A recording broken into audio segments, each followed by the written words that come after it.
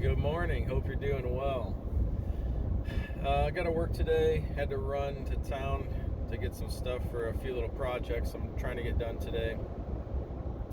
And just want to take a moment to talk about, I guess, life's trials and tribulations, Big words for me, I know. So, first off, things have been going really well for us. And then life kind of threw us a curveball, and now we got some decisions to make. So let me get into that. First off, the good things. My wife and I decided to start a LLC for a little side business we have going. I did not plan to start a side business. I just kind of fell into it, I guess you could say. When we bought this property, it's mostly woods, so we decided to heat our house with wood.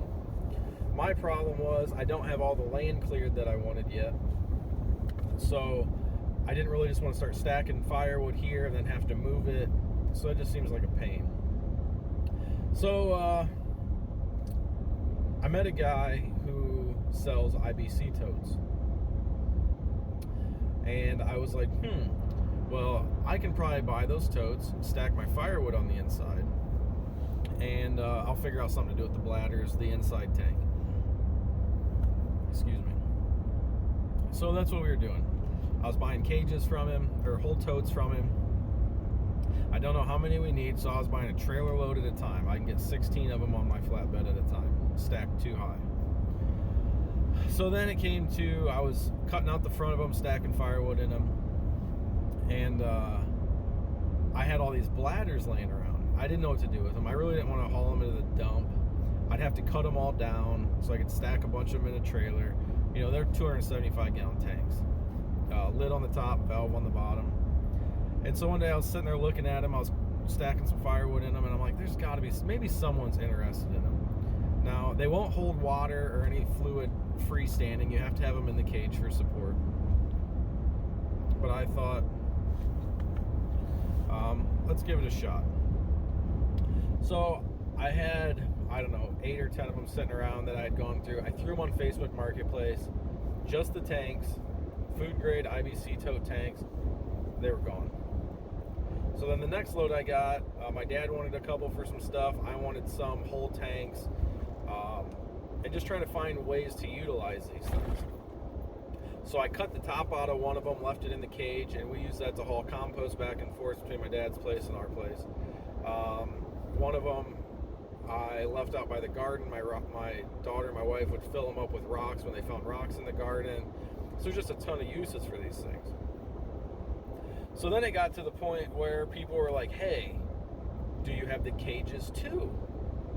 And I said, yeah. I have complete units sitting here that I haven't tore apart yet. People are like, hey, let us buy a couple here, one here, one here. It's like, all right. So then it got to the point where we're like, the guy I'm buying them from, he's happy with the price that we agreed on. He knows I sell them. He really doesn't like dealing with all the people, Craigslist, Facebook. So he's happy just to sell 18 or 16 of them a time to me. I make a little bit for my time and effort, and I'm still selling them for a great deal for being what they are, food grade IBC totes, like new condition. So everybody's happy. And I just wanted to be legit. So my wife and I are like, you know what? Let's just start an LLC just to cover us. Let's pay our taxes, do everything else. There's a lot of guys around me that sell these IBC totes, and I can't say for sure, but I would imagine most of these guys do not have a business license, and they're just cash deals only. That's fine if that's what they want to do. To me, nah, I want to be legit in it. So, but the IBC totes isn't the only thing we got going. This past weekend, my wife sold some firewood. I was actually on my way to pick up a load of IBC totes. If you don't know what those are, I'm sorry I'm talking about them. Look those up. IBC totes, intermediate bulk container. They're a 275 or 330 gallon plastic tank, basically inside of a cage, a metal cage on top of a pallet. There's millions of uses for them. Maybe not millions. But there's so many uses for them. If you get on Google and Google them, you can just, the possibilities are endless. People use them for livestock feeders, for waters. People use them for raised garden beds. They just cut out the tops. They use them for water tanks for their gardens. I sold some to a guy off-grid who is building an off-grid cabin in Southern Ohio. They use them for just tons of things. Like, every time I Google it, I find more and more ideas for these things. The firewood's a big thing too. People use just the cages. Some people just want the bladders that are on the inside. So it's just like, every time I sell one, I ask them, what are you using for? And I never get the same two answers. It's just crazy what people come up with in their minds to use these things for. But back to that, the reason we got into the IBC totes was because of firewood. Now, I made a deal with a tree company around here. They're dropping logs off right in my driveway, off the side of my driveway. I cut them up, I process them, I'm stacking stuff so we can get ahead for our own supply. If I got a little extra that's seasoned, I'm selling that. So we sold our first load of firewood this weekend. We don't have a lot to sell that's seasoned, because I know we want to keep most of it for ourselves right now. But that's something that's going on. We also, I have the tractor. I have a lot of people asking me, hey, can you come level my driveway? Can you come move this dirt? Can you, if I have mulch delivered, can you do this? Can you brush hog for me? So I think the tractor is a very good piece of equipment that we're not utilizing at its full potential. And part of it is we don't advertise any of this stuff. The only thing I advertise is the IBC totes. I'll throw a few up here on Marketplace now and then when I have them. And trying to build my personal inventory up so I do have them when people want them. Some people want, quite a few at a time. So it's just all stuff we're working on. But that's the good news. We're legit. We have an LLC now. Good to go. The next investment, I'm going to look this week at a new dump trailer. It's getting old, hauling compost from my dad's farm, or I should say manure from my dad's farm to our farm in those IBC totes. We're still doing a lot of cleanup at the farm we bought. We've already had two giant roll-off dumpsters come in. If we had a dump trailer, that would save us some costs. I can just haul the stuff myself. I've had people inquire with, hey, if you grade my driveway, do you ever bring a way to haul in some stone? There's just a ton of uses with these dump trailers. People have asked me, hey, I'm remodeling my kitchen. Is there a way, do you know anybody that has a dump trailer I could set out my front door and load up with the stuff from my kitchen remodel? So I got thinking and I started doing some research and digging in online. Actually met a guy who knows a friend that was doing that around here, and they said he was staying busy nonstop, and now he's got some personal family things going on. He just totally quit. He's got dumpsters, or the dump trailers sitting at his house that he's not even using. They're just sitting there. And when we bought our house, we actually tried to call this guy like 6 times to see if he would drop off a dumpster for us, and could never get a hold of him. So the demand is out there. So I was going to go look at a dump trailer this week. And here was the original plan. I have a 2015 F-150. It'll pull a dump trailer, no problem. If it's got garbage or sawdust, the tractor in it, that's fine. Once you start loading it down, this truck's doesn't have enough power, and it's not safe. That's the biggest thing. It would not be safe. Doesn't have the big brakes like a Super Duty. It's not meant to haul a dump trailer loaded with stone. So the plan was to keep my truck and try and find an old beater, 3/4 ton, 1 ton, something in somewhat decent shape that's not going to be cost me an arm and a leg on maintenance, but that I could just drive a couple times a week when I do pull a trailer, when I do go get a load of IBC totes, if I do go get a load of stone, that kind of stuff. So that was the game plan. So I've been looking at diesels for a while, and they're like gold right now. I'm finding trucks like 1999s that they still want 15, 16, 20,000 for. So trying to find a truck that's priced right. I would like to have a 7.3 or the new 6.7, but I was like, the 7.3s are getting kind of old. The 6.7s, They started those in 2011. They still want a lot of money for those. That's, so that's what we were doing. Now here comes down to the challenging part where life is trying to throw its curveball. I was hooked to my trailer the other day, and it was empty. I was running to my dad's place right down the highway. All of a sudden, my air conditioner kept turning on and off.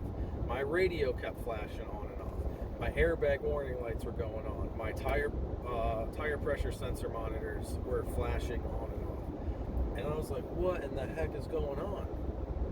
So I pulled over in a parking lot along the road. I wasn't that far from where I was going.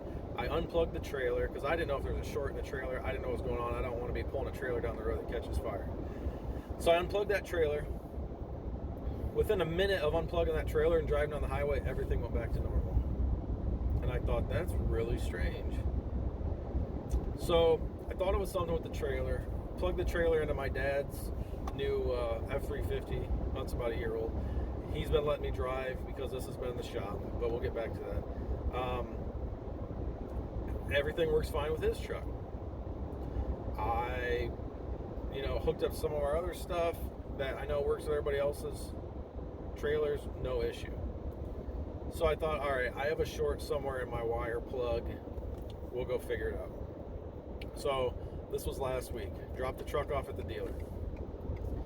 They called me the next day, said, hey, there's 2 separate issues. We put a new wire plug on your truck, 7-way, we think there was a short in there.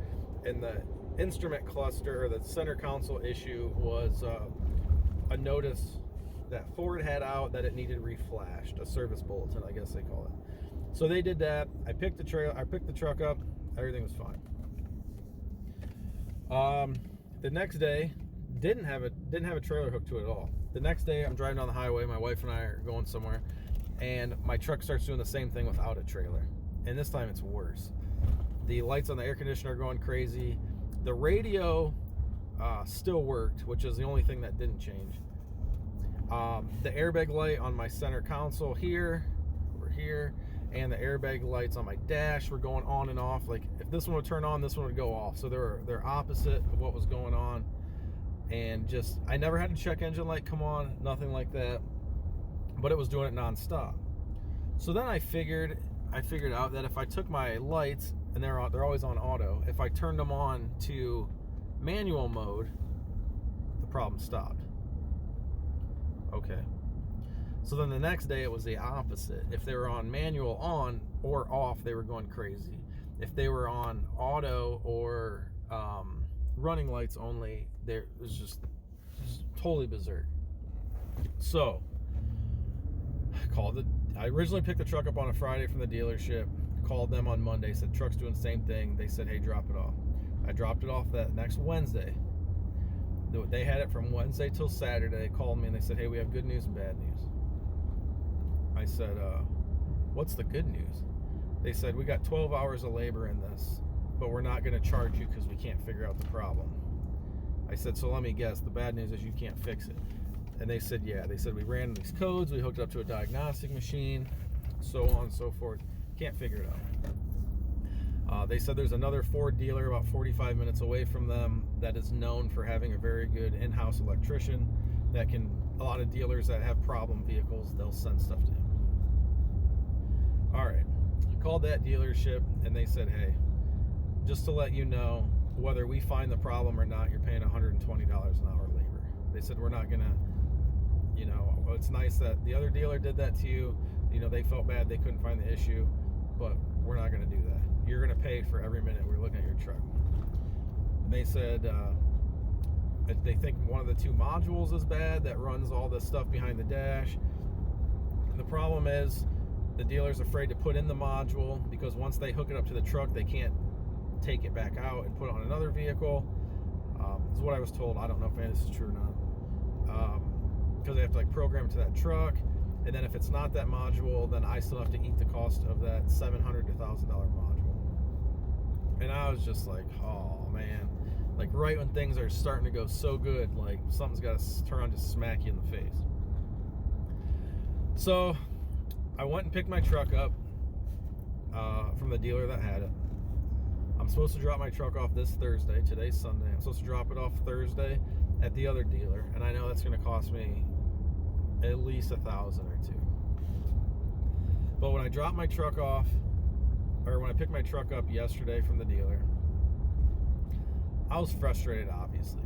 And I said, hey, I was joking, and I said, why don't you just take this in on trade and give me something else? And they kind of laughed, and they were talking to some other people, so I walked out their side lot and was looking at their used trucks, which is very scarce right now. There's not a lot of used trucks out in the market. And they had a really nice Super Duty sitting there. And it's 2016. It's got 12,000 miles on it. So I was talking to him about it, and the guy saw me like kind of looking at it, the owner, and he came out of the dealership and he goes, hey, that belonged to a family member of mine. I said, yeah. He said, yeah, the guy has a company work truck that he drove all the time. He didn't drive this truck. Obviously, it's got 12,000 miles. It's 4 years old. It was always garage kept. It was never driven in the winter, and it only pulled the guy's camper, his bumper pull camper. I said, huh. It's got the 6.7 in it, crew cab, short bed. I like the long bed, but right now, beggars can't be choosers. So they threw me the keys. I said, take it for a spin. We'll finish up with the paperwork when you get back on picking my truck up. I did have them change a cabin air filter and stuff, so I owed them some money. So my dad was with me because he dropped me off the dealership. We took the Super Duty for a drive, and it's a nice truck. It's an XLT plain Jane, which is perfectly fine with me. 4-door. It's got the 6.7 in it. Nice truck. But I knew what they were asking on the sticker, and I'm like, I know what they're going to give me on trading on my truck. The math's not going to work out right now. So we get back to the dealer, and we're talking, and he goes, he's like, are you serious about trading in? And I said, I don't know.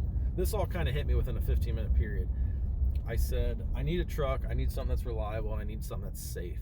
The airbag lights on this truck turning on and off when I got someone in the truck. I'm big on safety. I've seen a lot of car accidents, and I want a safe truck. And I figured they're going to lowball me because my truck has an electrical issue, blah, blah, blah. So he shot me the price of what they're willing to pay me for my truck, and my jaw almost hit the floor. Now, granted, I still owe some money on this truck. I put a lot of money down on it, so I do have some equity in this truck. And I figured, I knew he was going to offer me. He offered me, we're still negotiating. They offered me between $5,000 and $6,000 more than what I know Kelly Blue Book trade-in is on this truck. And I was like, with the electrical issue.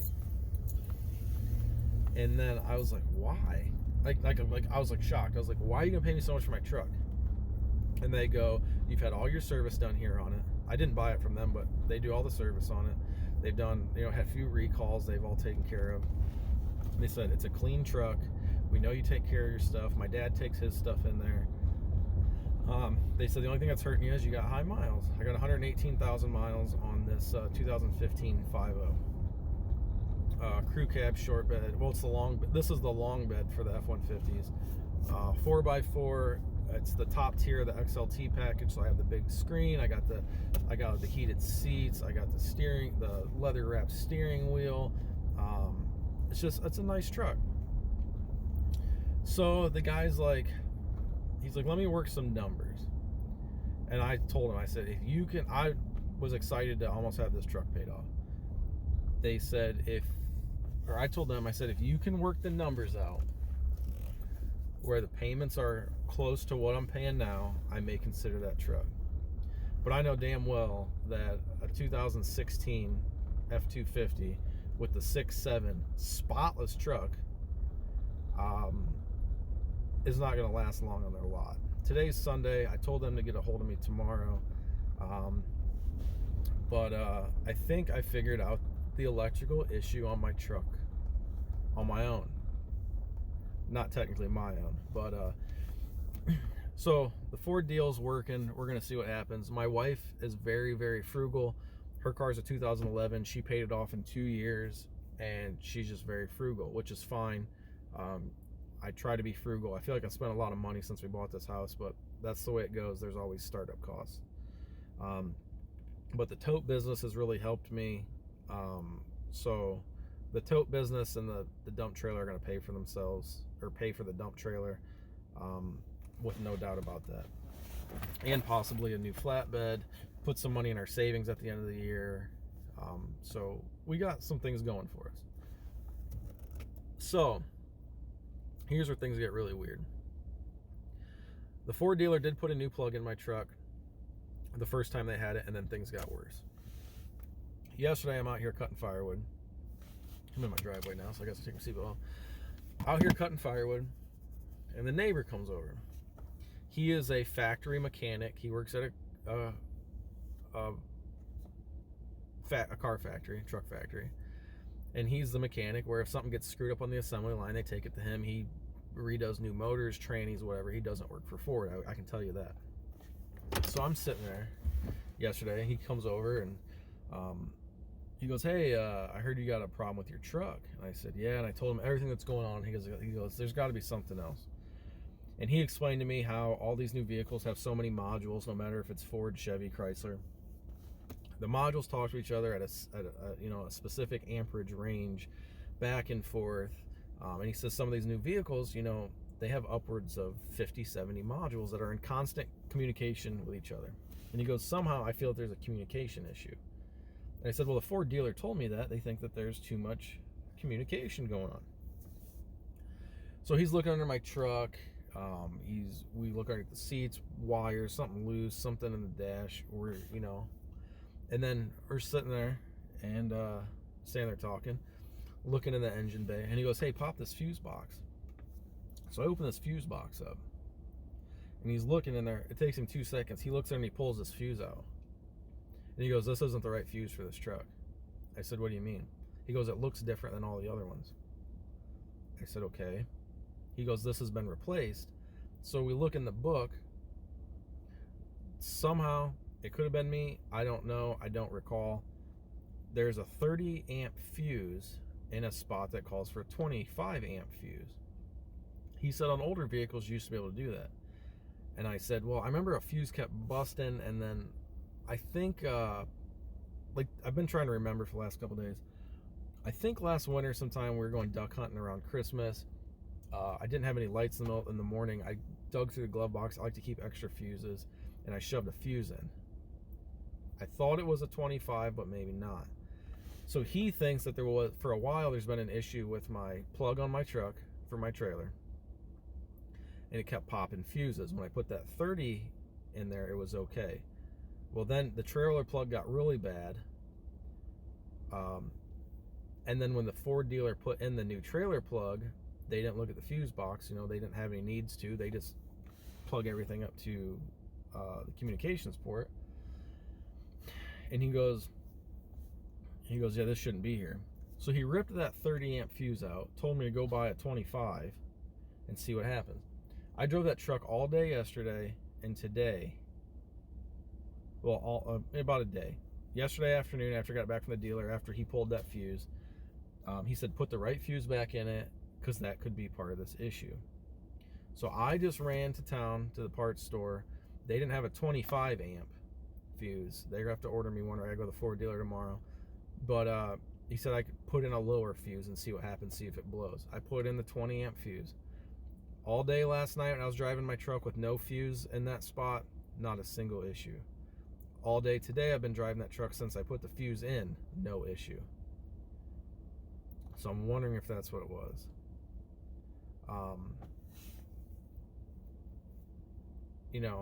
Other people drive my truck, other people pull trailers with my truck, so I'm not saying it was me. If it was me, I take full responsibility.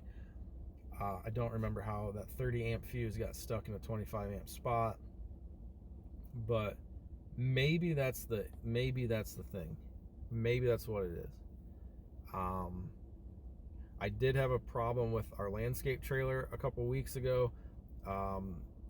From the factory, the way the wiring are run, it's stupid. I picked it up at my dad's house. I plugged it in.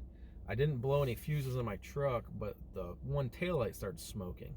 And so I hurried up, unplugged it from my truck, where the wire runs out of the frame into the back of the angle iron with the lights mounted on. It's just raw metal there, and it had rubbed through those wires. So I don't know if all these things are connected or what's going on. But it'd be nice to go to the dealer tomorrow when they call me and go, hey, the electrical issue's figured out. You're not going to have thousands of dollars figuring out the electrical issue. Now what are you going to give me on trade-in? It's just a lot of weird things going on lately. But I put that 20 amp fuse in there about 45 minutes ago, and I have not had a single issue with my truck. Knock on wood. Actually, there's a giant pile of maple right here. I should go knock on that. And elm. But it's just crazy how things are going so good, and then you get knocked down a peg. My wife is like, you should just, if the payments are close, go with that truck. Just drive it for work stuff. I always told my wife, never trade in your car. She has a little Toyota. It gets amazing gas mileage. I would like to use her car to go back and forth to my day job. Use the Super Duty just for work stuff or when we go away. And then my wife really deserves a new car. She just finished her master's. We're doing okay. But she's frugal, so we'll see. But I told her, hey, you know, it's about time for her to get a new car, or newer. I don't know which route we're gonna go. But just crazy how things are going. But at the same time, we're blessed. We live within our means. We got a little business on the side. We both make good incomes. We have some extra income coming in right now. So things will be okay. And I've always told people that no matter what happens in your life, things always have a way of working themselves out. It's just I wasn't planning on doing any of this stuff right now. But that's the way it goes. So we'll see what the dealer says tomorrow. I'm going to drive this to work here today and back tonight, see what if there's an issue with that. And then if the payments are the same, I'm still going to go look at that dump trailer this Thursday, and I'll probably do a video of that. It should be fun anytime you get my dad and my grandpa together. So my grandpa's excited to go. He's been selling semi-trailers since 1950. He's 93, just sold his big company. One-man band, had a big, huge company, tons of clients. He sold it 2 years ago, had a 1 year no-compete, and now he's tossing around the idea of starting his business back up again. The man just will not slow down. So that's what's going on. Sorry, it's kind of a long video of me just going over some things. But yeah, man, have faith. Things will always work out. You just got to deal with life's curveballs. And when it's just a roller coaster, you just got to go up and down. There's no straight line in this life. So, all right, I'm going to fix something on the chicken coop. Actually, the chickens are laying eggs now. I'm going to put a lid on the egg box. We've had it closed off so the chickens couldn't get in there. And I'm going to go to work. So, thanks for watching. Sorry this drug on for like 30 minutes, but it's a lot of information. If you're having a problem with your truck like mine, let me know. Talk to you guys later. Thanks for watching.